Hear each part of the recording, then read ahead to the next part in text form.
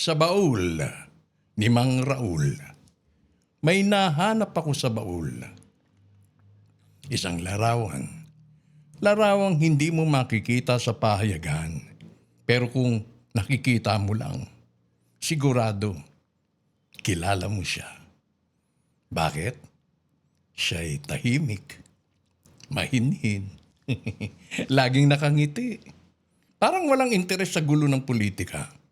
Pero kung alam mo ang galaw sa likod ng shopping cart, ng reklamo sa housing, ng prime estate deals, siya ang pangalan sa tahimik na sulok. Hindi madaldal, pero may hawak sa komite.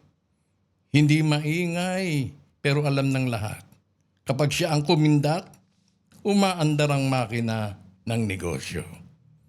Hindi raw siya interesado sa kapangyarihan. Pero sa likod ng velvet curtain, nasa gitna siya ng entablado. Kwento lang kung pakinggan, pero may sundo, may kurot. Ito si Ka Anton ang nakadiskubre ng baul ni Mang Raul.